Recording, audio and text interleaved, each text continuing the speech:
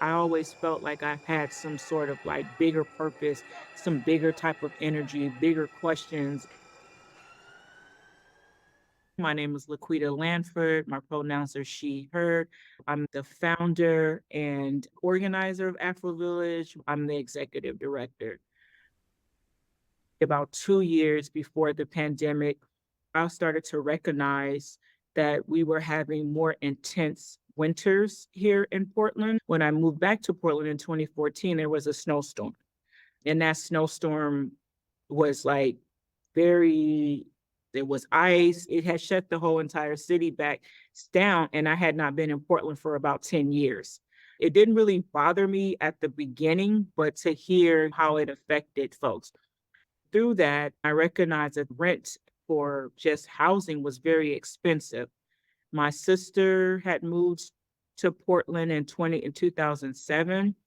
My sister mostly would tell me that a lot of people are moving here, rent is now going up. She was pregnant, gave birth to her child, and she had to move from where she was living because she just was priced out of the place that she had been living for several years. And before she lived there, my cousin had lived in that same apartment in this little small duplex in Northeast Portland, where is the historically Black community.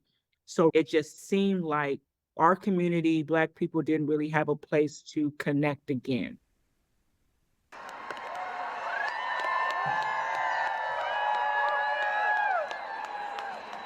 This work was not anything that I ever thought that I would be doing. I just really felt like I came back to Oregon at the right place at the right time.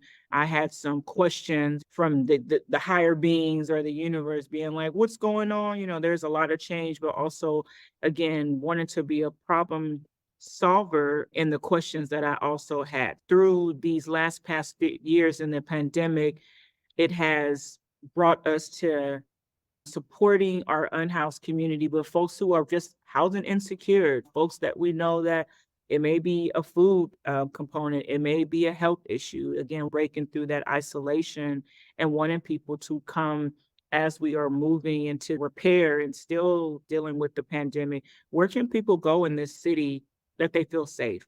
Where can people go in our community that they feel included? I was mostly on the ground doing a lot of advocacy work in the community in my neighborhood. Just in my neighborhood, it was months of being out on the front line and fighting for folks like resources and trying to redistribute that. I was going to a lot of community meetings and listening to a lot of history. I was upset about it, but I also was in my other spirit mind of where do we heal?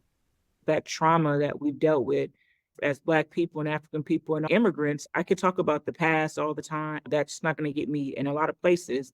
I wanted to be true to my identity. I wanted to be true to myself. I wanted to reclaim Afro because Afro meant like it's just the root word.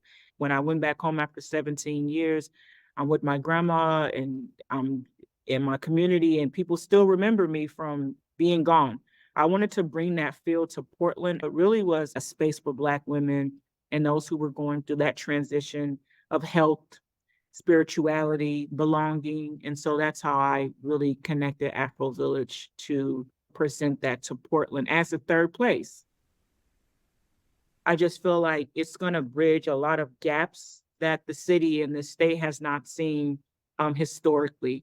My hopes is that people will be more grounded and there'll be more wealth in our community. My hopes is that in 5 years, people will be more established and have more stability because that's what the Albino Vision Trust is hoping and designing for is more Black people in the city to be thriving and not just surviving.